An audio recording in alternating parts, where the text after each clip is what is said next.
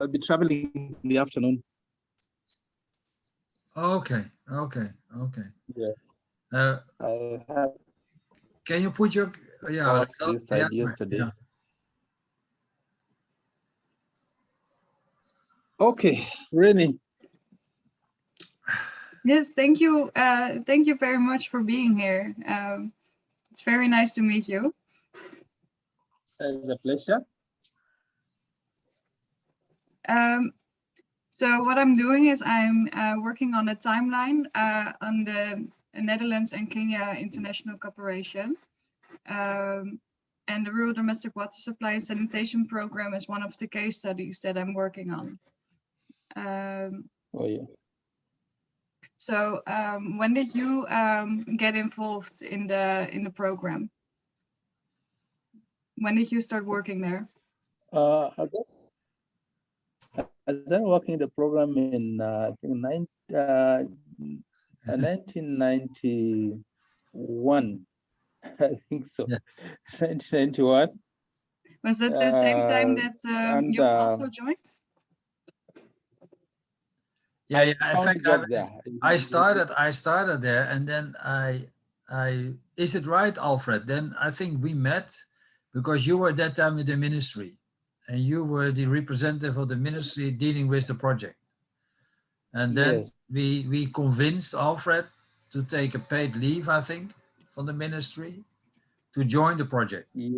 Yes. Because we needed somebody with his status, with his stature, and the knowledge to deal with to be involved in the project activities. Is it, Alfred? I think that's how it went, I think. That's it. So, that's how it went.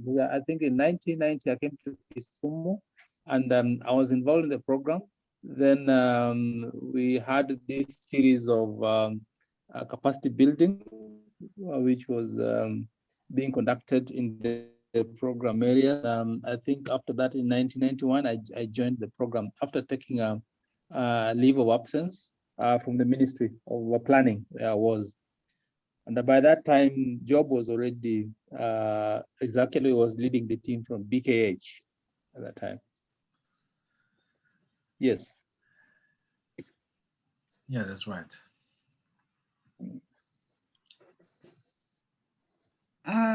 So what was your role in the years after? So you joined the program, and what were you responsible for? What did you do?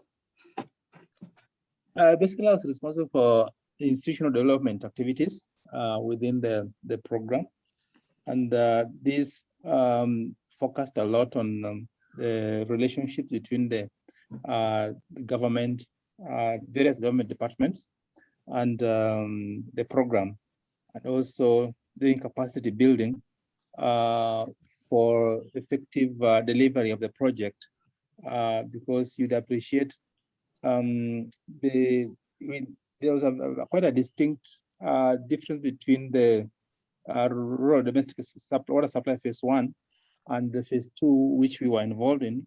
In phase 1, there was a lot of emphasis on government collaboration with the government, but that even in terms of staffing, we were basically an advisory team, but we constituted a team from the government, various government departments. There are 3 main government departments. That is water, public health, and social services. So they secondary staff to the program, and we were able to implement the program together as a team. But with us, we were actually in an advisory team called a program advisory team, PAT, and we are the ones who are overseeing the implementation. But there was a team on the ground who are doing the day-to-day implementation with our oversight and the capacity building and guidance.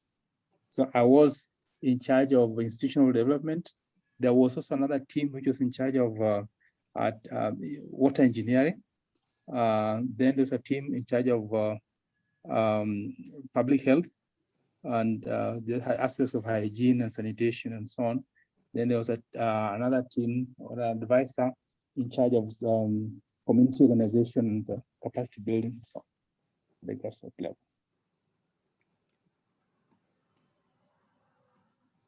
Okay, because one of the, you weren't there at the first phase, but one of the main differences I've been told was that in the second phase, community participation became more important. Is that Yeah, true? that was a major shift actually from the first phase. In the first phase, there's a lot of direct implementation and with very minimal involvement of beneficiaries. Actually, even the project identification process was basically central or centralized. And but with the second phase, community participation became actually the hallmark or the critical departure from what we did in the past. So there, we introduced even tools like participatory tools like participatory rural appraisals, which were essential for identification of the needy communities and even actual implementation. So we had what we're calling participatory needs assessment. This one was done at the district level. We used to have what we're calling the districts, whereby the districts would sit down and we actually had set up district water and supplementary committees, DWSDCs, which were engaged to identify the needs of the county in terms of water and sanitation. Then once this has been identified, they were able to zone the district into the most needy parts of the district. Because within a district, you'd have like 4 or 5 administrative divisions. So we engage the government, the department through the district, all the stakeholders, and what stakeholders or water and sanitation stakeholders to do a participatory needs assessment to identify which part of the district was most needed, the county district, so that the given distinct parts of the district or divisions to work in. And after that participatory needs assessment and zoning, then we went down now to the villages, to the communities to do participatory rural appraisals. But at this now again, identifying the needs with the communities themselves and involving them in the planning of interventions. So we did the needs assessment, then we involved the communities to come really up and rank their challenges, particularly in the water areas, and coming up with how to address this. So this was, then we moved after this participatory needs assessment, then we went to participatory implementation, where now, once the communities have identified their needs, prioritized what needs to be done, then at implementation stage, they formed a team, a committee, which is a community committee, which was to coordinate the implementation, because everything was, we were able to see things as to be done in the context of participation. So they participated in doing the actual implementation with our guidance. Then we also had what we are calling participatory monitoring and evaluation, whereby during implementation, the committee does the actual implementation, but then we have a stage where we regularly monitor the performance and whether we are on track, off track, again, together with the community through participatory tools which we have developed. And then also communities were required to contribute towards the implementation process in kind and in cash. So that whole aspect of participation was really enhanced. Unlike the first phase where we found ourselves with a number of projects, probably maybe even homes which were not very accessible and so on. But in the second phase, we were able to get people themselves to identify their needs, participate in the implementation through planning, and even contributing in terms of resources. Yes. Yes, thank you. So in the third phase, I read the proposal for the third phase, and there it said that community ownership was like one of the main goals. So community ownership of the water and sanitation facilities. Was it different than from the second phase, or? That's the first phase was more, as I shared, because there was no effective participation in the communities, and it was, I must say, a good number was depending on who knows the influential people. So that you'll find some few utilities in the areas which are not very accessible to communities or ending up in private lands and so on. But in the second phase, the community ownership was key. So they had to own the water point, and we even came up with tools where if water is found on your parcel of land, then we have to sign lease agreements where you guarantee an uninterrupted access to the facility, and the water actually now belongs the area, the parcel of land where the water is now belongs to the community, and all the aspects are managed and controlled by the community elected groups. Okay. So another aim of the third phase, so the last phase of the program, was to privatize it. Is that directly what resulted into SANA International? Yeah, exactly. When the program came to an end in 2000, I think it's 1999,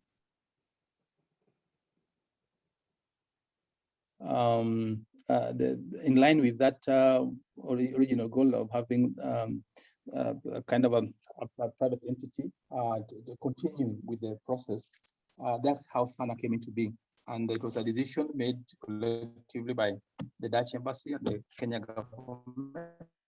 And when the program came to an end, a number of assets and so on were given to the government departments, but a few assets were given over to SANA to facilitate the registration as a non-governmental organization to continue with the original goal of improving access to safe water and sanitation in Nyanza, but the ultimate goal was to go beyond Nyanza, expand to other parts of other regions within Kenya, and ultimately go to other parts outside Kenya. We actually had targeted we could go to southern Sudan, and in Uganda. Those were areas which at the point of forming SANA, they were targeted areas for future expansion. That's even how the name SANA International came into being, because the expectation was that we were to go beyond the borders of Kenya. This was quite a strategic decision by the Dutch government, the Kenya government. Unlike when the program started in around 1981, 82, it was a time when we had the International Water Decade, and a number of development partners came together from the north to come and contribute towards the realization of the International Water Decade goals of water for all by the year 2000. So the Finnish government took part of Western Kenya and had a program called KEFINCO, Kenya Finland water program, KEFINCO. Then in Nyanza, we had the Kenya Netherlands program. Then in Eastern, we had SIDA of Swedish SIDA covering Eastern. Then the Norwegians took the small areas, what we're calling the minor urban. So there was a kind of a structured program of how to assist Kenya the millennium, the water decade targets. So when this program ended in 2000, actually in 1999, some other programs had ended earlier, like because of multipartism, a number of these Northern Development Partners started getting out of Kenya from the year 1992. By 94, 95, a number of programs had closed. Actually, the Dutch were, I think, one of the last to close programs. And they had different exit strategies. For example, the KEFINCO decided to hand over the programs, the boreholes and the community wells to community groups. So they just did some direct capacity building with community groups to make sure they're able to operate them on their own. But for the Dutch government, I think the decision was made that in as much as the program is ending, there's need to have an entity which would continue with the original goal of increasing access to safe water. And that led to the formation of SANA International. Yeah. So did SANA International at the beginning still get support from the Dutch government? Financial support or? Actually, when the SANA became an NGO, initially, the initial support actually came from the Royal Netherlands Embassy in Nairobi, where there was the small embassy programs. We got 6 months support from the small embassy program to continue implementation of a program within Kisumu. Then CODAID had an emergency program which was ongoing. This was also linked up to SANA. From the very beginning, really had a lot of support from the Dutch government through CODAID, which again was getting money from the Dutch government. And then the Royal Netherlands Embassy also is getting funds from the Dutch government. So these were the programs which were starter programs, which started SANA. Of course, subsequently, we expanded to get support from the French embassy, which also was able to come on board and support us. But we also, at the start of SANA, we had Simavi coming on board, again from the Netherlands. So a lot of initial startup were from the Dutch government and the Dutch community or NGOs, for that matter. Okay, thank you. And the goal, I think, was in the year 2000 to have a water point every kilometer from a community in water-rich areas and 5 kilometers in areas with a little water. Was that goal reached? By the time, in the first place, when the Dutch, the program was started, the water coverage was almost about 30% in the areas we are targeting. And by the time the program was ending, I think we were somewhere around 45%. We had not reached the target which was required. And that's actually was part of what informed the decision by the Dutch government that there's need for somebody or for an entity to continue with the original goal, which was not yet met by the time the program was ending. But I must say there's been a lot of improvements up to now in a Zoom meeting. There's a lot of improvements up to now, and of course we are yet to reach that goal of water for all by but averagely nationally we are at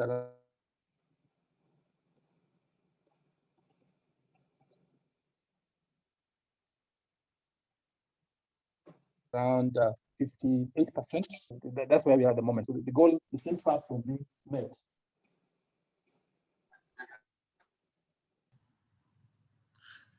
Alfred, can you say that last one again? Because I'm also interested in what you're saying. Alfred, you're frozen.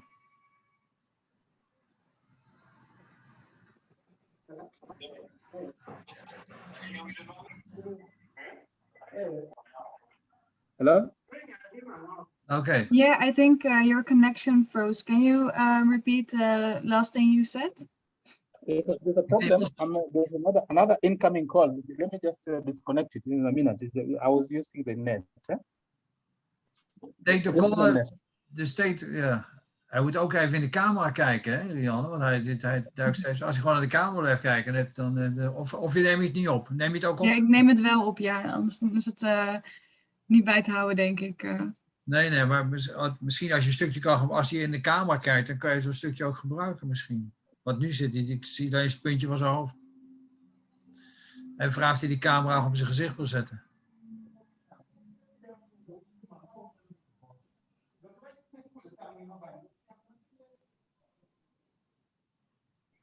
Zijn er nog andere dingen waarvan je denkt dat ik dat moet vragen? Of? Blablabla.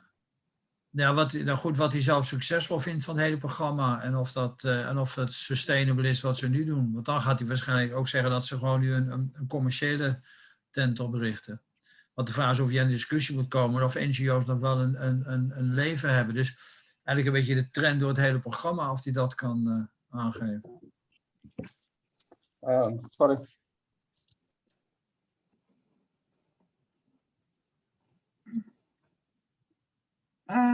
Okay, I think my last question was about reaching of the goal. But you're saying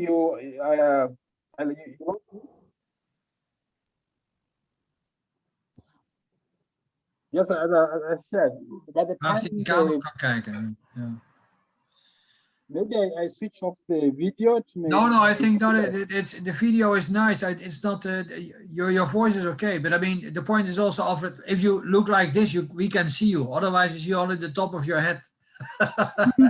Like this is okay. This is perfect. If you have the camera like this, it's okay. Yeah. Okay. So what I was saying is that by the time we were, when the program started, the coverage was about 30% or so for the Nyanza region.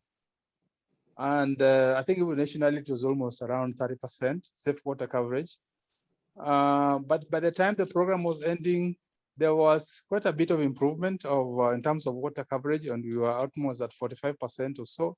But the coverage was still far below what was expected. So actually, this is part of what informed the Dutch and the Kenya government to continue supporting an entity, or to support an entity which could continue with the original cause of improving access to safe water within Nyanza and other parts of the country. And I think up to now, nationally, we are at around 58%. In Nyanza, we could be around 52% safe water coverage. So the situation is still not that good, but there are improvements. And the issue of water access remains a big challenge. And the biggest hindrance actually is aspects of management of the water utilities and aspects of access to finance capital for capital investment in these areas. Yeah. So what do you think are the main differences in the program over time? So when you look at the beginning in the 1980s, and how has it developed throughout the years, and what is like the success of the program? I think the 1980s, what I would say is a number of water points were developed, but in terms of reaching a big target, the reach was limited. And when it comes to phase 2, because of that participatory approach and so on, we are able to expand and reach more, develop more water points. We were able to reach more homestays and a wider population. And even in terms of sustainability of these facilities, we made a lot of improvements, because in the first phase, they've kind of, the other bit which was a distinction between the first phase and the second phase was technological approaches. In terms of technology, they are using SWN hand pumps, which was not, it's not very user-friendly in terms of the operational maintenance. Local management capacity is not very good in terms of SWN. So one of the things we did was to shift in technology to come up with the Alfred, which are more user-friendly, and there's a greater capacity to operate and maintain at the community level, what they call the village level operational maintenance, BLOM. So we had utilities which were, we had a technology that Alfred, which was operationable and operated by at the village level. Then we also focused on, in terms of sanitation facilities. I think in the first phase, the emphasis was on sanitation, probably in homestead, in institutions and so on. But in the second phase, a lot of emphasis was put on access to sanitation, whereby we even made it mandatory that for our community to benefit, then we at least every water point benefiting at not less than 25 homesteads had to be targeted for access to sanitation. And this was a mandatory requirement so that we were able to almost revolutionize in terms of access to sanitation, because in the first phase, the focus was on demonstration, pilot schemes to demonstrate how to construct latrines and leave it there. And then the technology which was at that time was not able to address the challenges on the ground, because in Nyanza, where we're operating, one of the biggest challenges was the collapsing soils, whereby the soils are, there's still a lot of use of on-site latrine facilities, but most of the soils were collapsing. So we came up with a technology called Sandplat, where we're able to resolve the problem of collapsing soils, and also came up with sanitary, gender-friendly, very hygienic sanitation platforms. Then the community members were given responsibility of constructing the superstructures. So we were doing the substructure and up to the platform level. Then the communities were able to do their own sanitation facilities. And I think overall, we reached more than 1,000 homesteads, and we did about 1,000 utilities, each having almost 220 homesteads. So we're talking of upwards almost 200,000 people who are reached with their sanitation facilities and so on. So there's that change in technology shift in approach from the beginning in the first phase, where there was more of center trickle down kind of effect, but with the phase two was a bottom up approach, where then there was also the issue of technology, where we had the shift, and then the participation was a major focus as we did the implementation in between the phases. Then the involvement of the government departments. In the first phase, it was more of Lake Placid Development Authority doing the implementation with their own staff. But in the second phase, in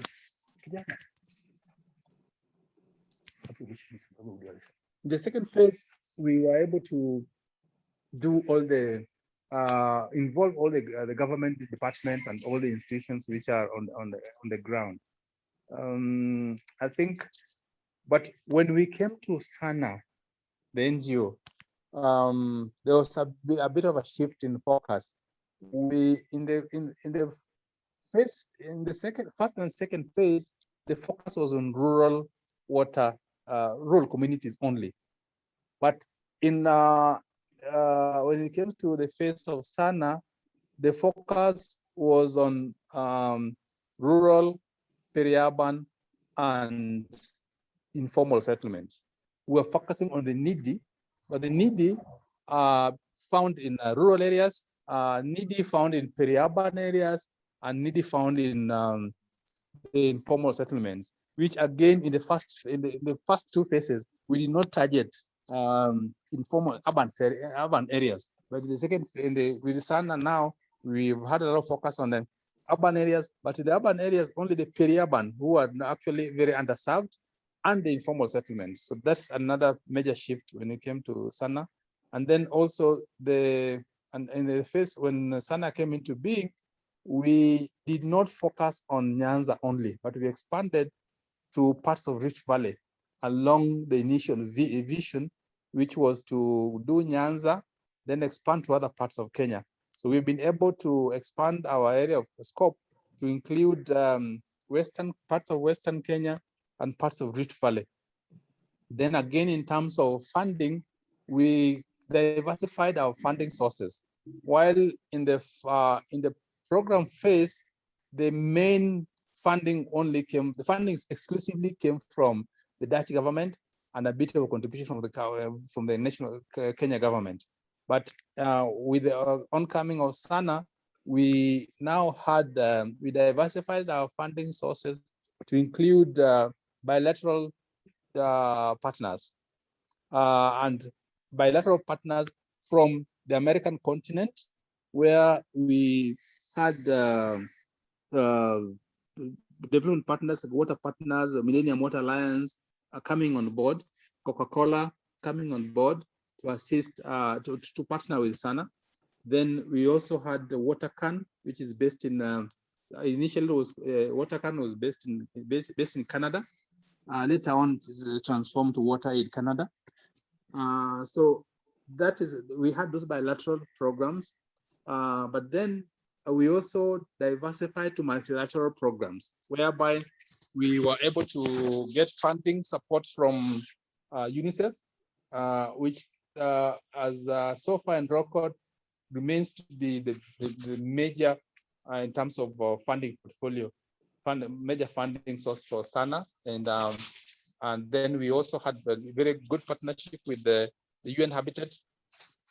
The only interesting thing is that when it came to multilateral partners, the partners also relied on the Dutch government, so that you can find that UN Habitat was funded by the Dutch government.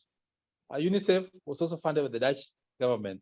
Then again, later on came Football for Wash, which again were funded by the Dutch government and so on. So we quite had a lot of dependence and also collaboration with the Dutch government. And of course, when we became an NGO, as I shared earlier, we had the Dutch-based NGOs like Simavi and Coded coming out to be our main collaborating partners over the years.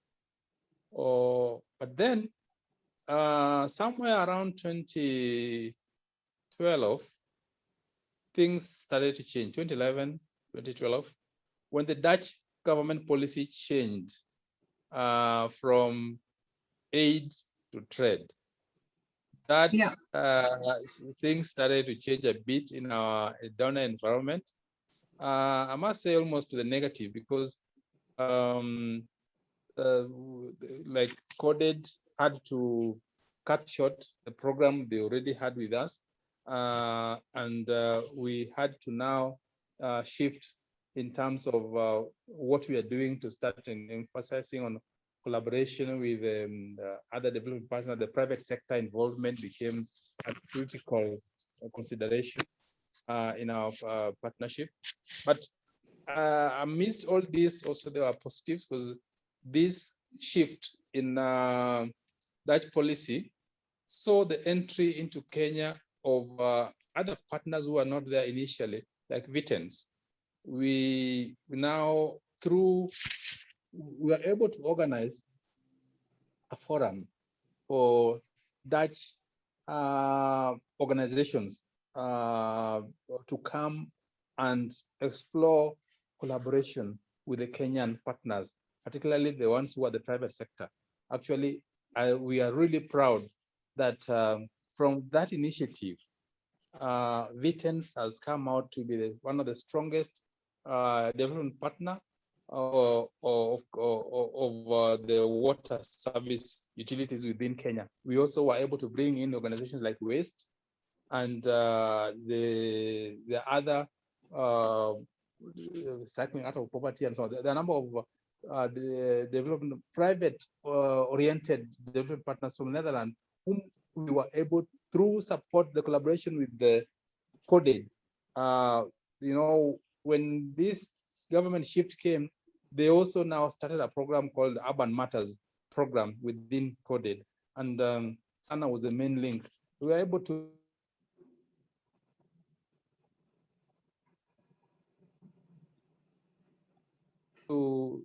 shift from primarily aid programs to continue to go that way. And with that change, also SANA, we had to now start to think and review our strategies, whereby we also ended up setting up a private sector, a social enterprise, Sana Holdings to support those commercial oriented interventions within the water sector. And we've, as of now, it is a main prime mover within Sana, the NGO, with a lot of NGO activities almost scaling down, and the social enterprise wing of Sana coming out with the main activity which is taking place now. And of course, in line with that move of moving from shifting from aid to trade. And as that now, as we're talking now, the Dutch community still remains Kenyan Sana's main partner, because at the moment we have Aquaforol, which is one of our main development partners, and Vox Impulse as the two main partners we have at the moment, as supporting both Sana. The two Aqua supported Sana NGO a bit, but increasingly at the moment we are focusing now on the Sana, the social enterprise bit of Sana is the one which is now having a greater focus. Yeah, that shows the kind of shift from the program, the initial phase, the second phase, and where we are at the moment. And I must say one thing which it's all about sustainability, and it is one thing which the Dutch government, if they were to bring out organizations which have contributed to their goal on a sustainable basis, Sana would be one of actually the program itself, which gave back to Sana, would be one program the Dutch government can be proud of, because even directly and indirectly, we have contributed to raising of funds close to almost $1 billion Kenya shillings, which we have raised since we became an NGO. These are funds which we raised, not necessarily coming through Sana only, but you find, for example, we were part of a team which developed a program funded by Bill and Melinda Gates, calling it school wash program.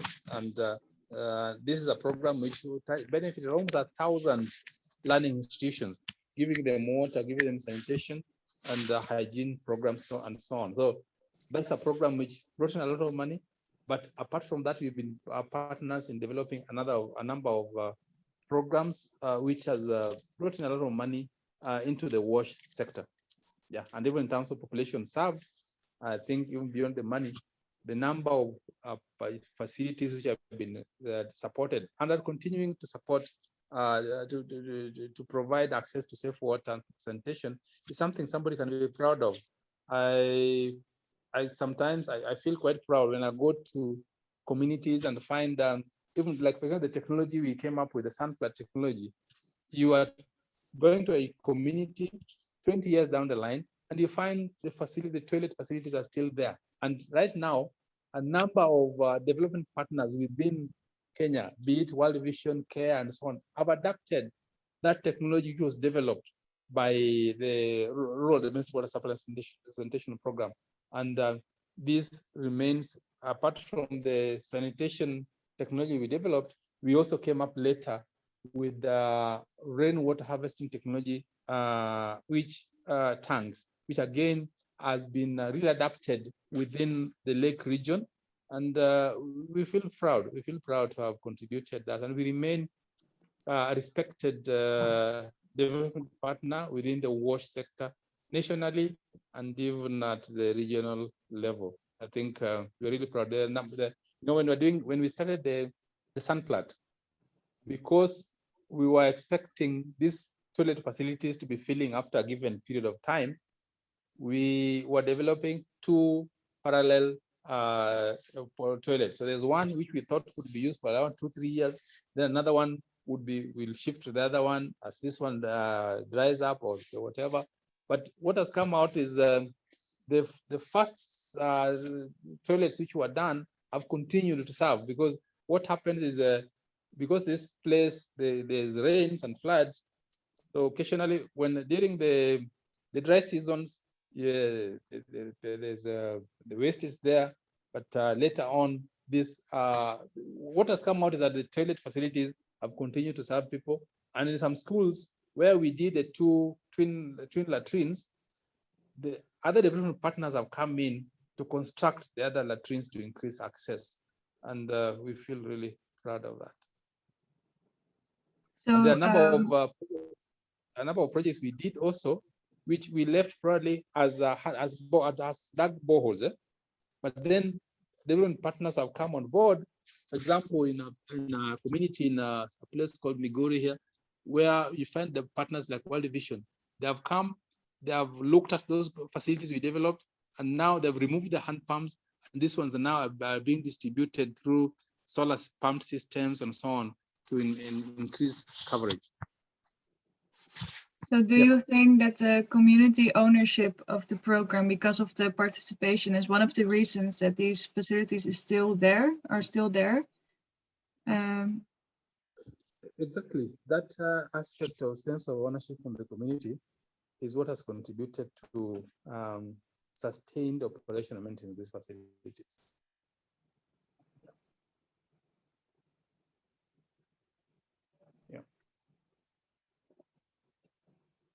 So do you also see a difference then that the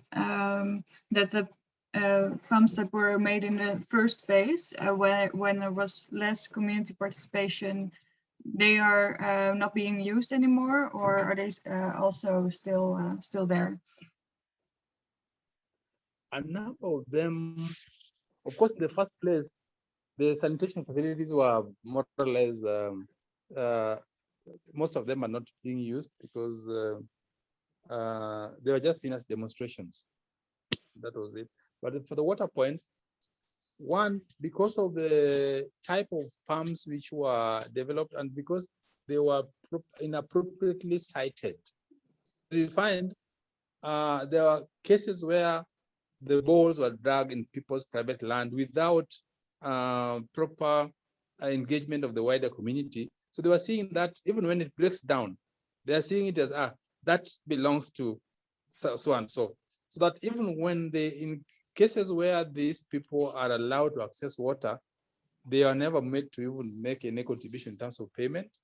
So that when the pump breaks down, it's seen as an individual initiative.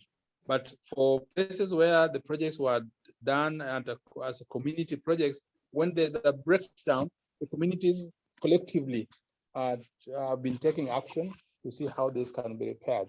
I think, there's a higher lifespan for the facilities developed under phase 2 as compared to the ones under phase 1. A number of phase 1 activities have gone across and seen a number of them are not working. And the reason is that, it's seen as, that is so and so well.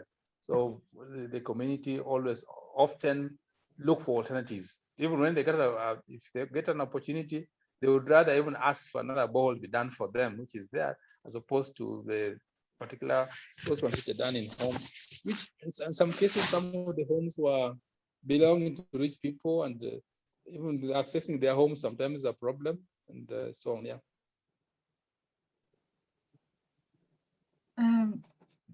Job, do you have any questions to add, or?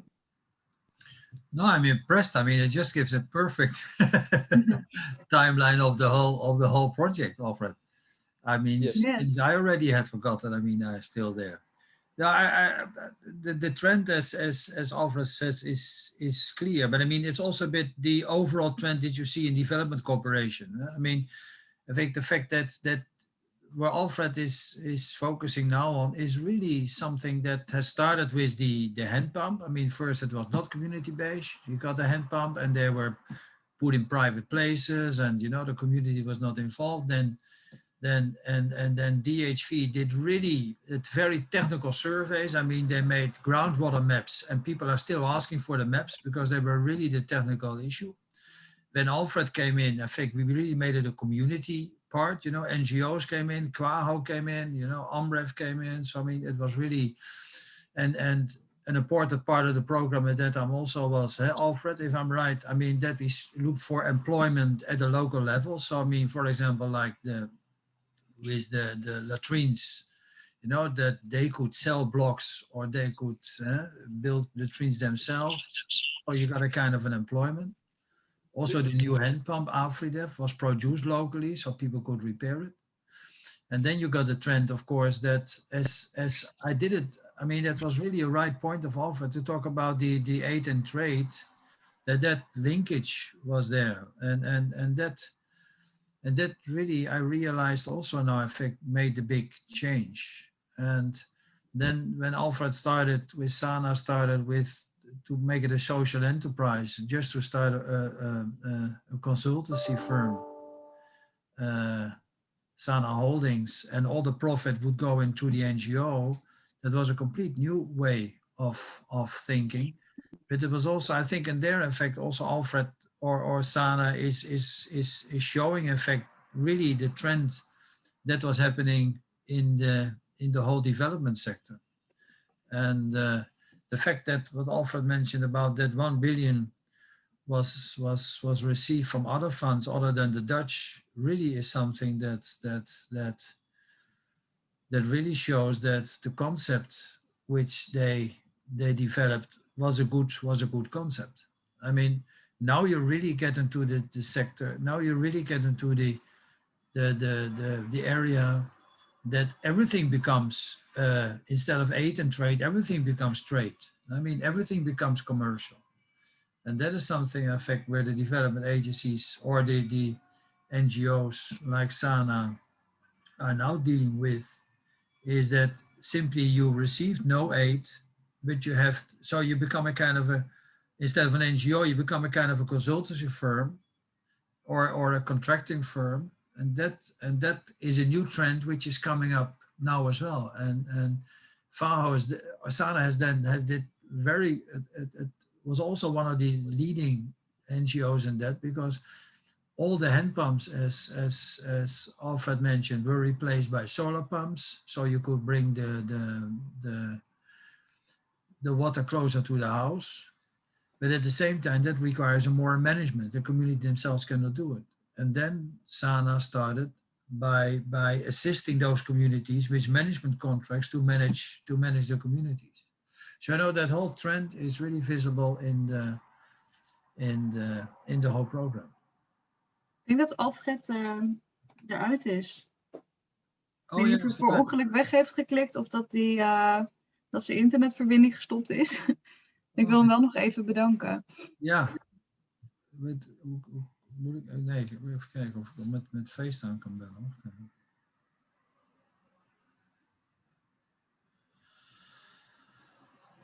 Alfred.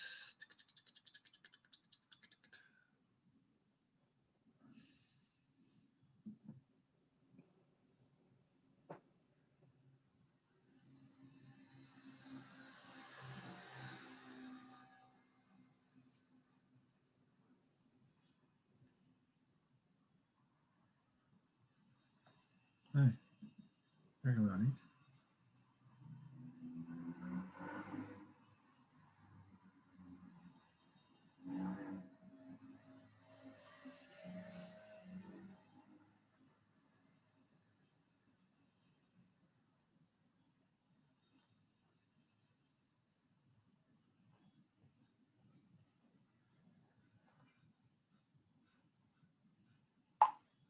Ik heb hem even een appje gestuurd.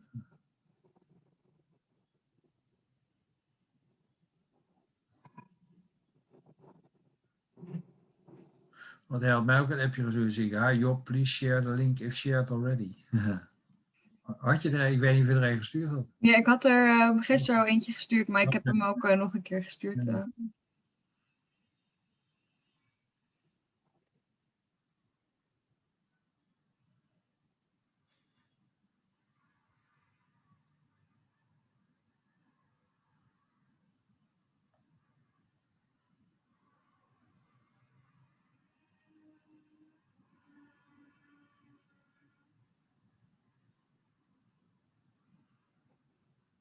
Ja, ik krijg de FaceTime niet.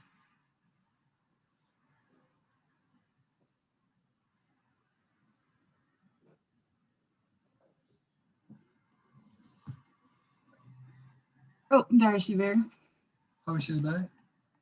Oh, Hij nu komt niet. er nu weer in. Oh.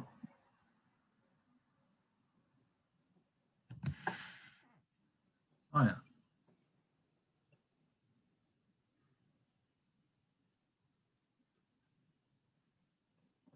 Ja. Welcome back, Alfred. I'm sorry, I noticed my power was off, was going down. I've just plugged it on again. Sorry for that. But job was at least job continued. Yeah, no, I finished already. But you. I mean, I mean, as we said, you know, that you give a perfect timeline of the whole Sana and where we've reached today. So no, I think it was really clear. Yes, thank you. But I think I must just share that in terms of moving into the future, there is with this things have been going on quite well, but with COVID, a lot of our interventions have been quite jolted, and my take is moving on. It would be interesting if the Dutch government, whoever has commissioned this, could even have some of this, what we are talking about now, somebody just come down and just document this and see the journey and how it has transformed lives. Because I think one of the challenges that developing countries have with aid support is inability to demonstrate impact. But this is a situation where if some resources can be put into actually beyond what you are putting in writing, if some support can be given to you or to somebody else, you just come and document all this and see some of this, show it out to the world, to the Dutch community that yes, your support has not been in vain, and there's room even to take it further with just some small little additional investment. For example, some of the facilities we have put up, we are saying, well, not all, they may not be 100% functional in terms of the water facilities, but even if you were to increase in SDG at the moment, SDG 6, the focus is on ensuring sustained access and the management of these facilities. And we have, for example, boreholes, which were done under the programs. And we have even some hand-dug wells and done under the program. And they have quite a good potential in terms of being just tapped to reach more people. That if our goal is to increase access to safe water, we at minimal cost, we can reach many more people by just some small additional investment. And even if you talk of climate change at the moment, in terms of mitigation and adaptation and so on, we can enhance resilience of communities through tapping on these boreholes, which there are many which were done by the program, and then some of them are having very small little problems or are functional, but can be extended to serve more people. So these are things which instead of even the Dutch government thinking of doing new programs and so on, they could think of optimizing on the building on the gains of what they had developed earlier. How do we, as the Dutch, maximize on the initial investment we did just to increase or achieve the SDG goals? So I think the whole thing is to achieve SDG. It may be cheaper and even more effective to come and see some partnership with people like Sana to tap on those initial facilities were developed and are underutilized. You have a borehole which can produce 10,000 liters per hour, but it's being used as a hand pump. A hand pump only does like 1,500 liters per hour. So you have like 8.5 thousand liters just underutilized. But if somebody comes in and just invests on using clean energy like solar, it will maximize and reach more people and meet our SDGs much faster. Yep. So you suggest to use the infrastructure that's already there and improve that instead of making a new program. Yes, okay, the new programs can be necessary for areas where there was none, but for areas which already are having some existing infrastructure, let's have a special program to tap on this existing infrastructure, and can be a deliberate program by the Dutch embassy, Dutch government, that we want just to build on our old programs and see how do we maximize on this. This something they are the ones who built this foundation. How do they maximize on this to continue and make them reach the goals of SDG faster? I have one final question. I've recorded this meeting to make my notes later. Is it okay if I use clips of the recording for the timeline? That's fine. I think that's okay. Okay, thank you. You're allowed. Welcome. Yeah, I learned a lot. You you have a good memory. Thank you. Thank you. Okay, I have to leave at 12 because I have another meeting. You okay, Alfred? Yes, thank you very much. Thank you. Okay, bye. Welcome. Bye bye. Bye bye. And please remember to share with us your report, Rene. Yeah, I will. The final report, please. Thanks. Yeah, I will share the final report. Thank you. Bye, Job. Bye. Bye, Alfred.